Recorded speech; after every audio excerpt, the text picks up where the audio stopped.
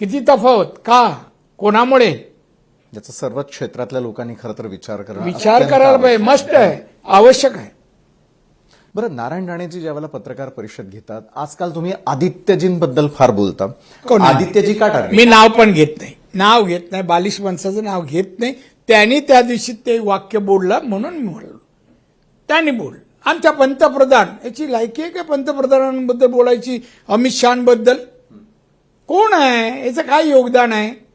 टक्केवारी खाणारी माणसानी माननीय पंतप्रधानांबद्दल बोलावं, गल्लीतल्या माणसानी.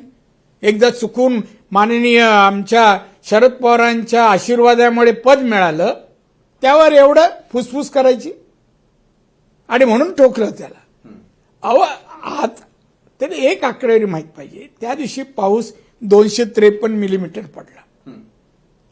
बघा बघा, वाहून चालला भ्रष्टाचार, काय का जसं काय हजारो माणसं गेली असं तो बोलत होता.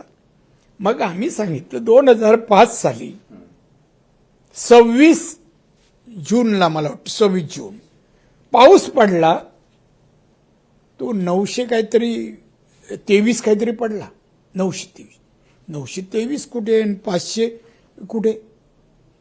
तेव्हा भयावह परिस्थिती निर्माण झाली. एक त्याला मुंबईचं परिस्थिती माहीत नाही.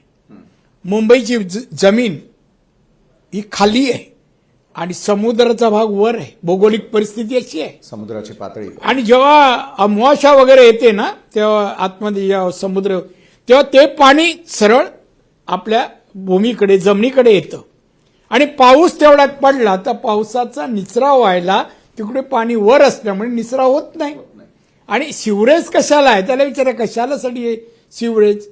महानगरपालिकेने एवढं काम सिवरेजमध्ये करायला पाहिजे, झालं नाही. आणि तो योग्य निचरा होत नाही म्हणून काही भागात पाणी भरतं, लगेच तेच पाणी. अहो, मला एक माहिती आहे, मी पण पत्रकार आहे की नाही, प्रहारचा आहे.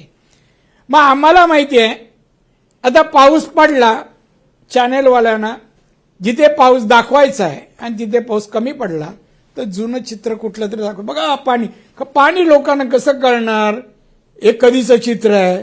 पाणी बघा, पूर. आता बिल्डिंगचं नाव नाही दाखवत, फक्त दुकानात दाखवतात आणि पाणी भरलेलं. आता माझ्यासाठी हे नवीन नाही, मी सांगू शकते. माहीमचं दाखवतात 2005चं. हे करू नका, हे खरं जे काय रियालिटी आहे ती दाखवा ना, दाखवा. आणि हे मुंबईत पाणी भरू नये, लोकांचं, दुकानदारांचं, लोकांचं नुकसान होऊ नये. आणि म्हणून मुंबई तशी घडवा ना, घडवा. कसे करू शकतात?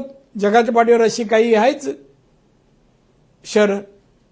त्यामुळे मी सांगेन इथे सगळं करण्यासारखं आहे, पण मानसिकता पाहिजे. आणि तुम्ही म्हणता ज्यांची नाव ना, अभ्यासाचं त्यांचं वाकडं आहे. प्रशासन त्यांना काय माहीत नाही. त्यामुळे त्यांच्यासारख्या माणसांनी च्या हातात महानगरपालिका असो, राज्य असो, भविष्यात येऊ नये.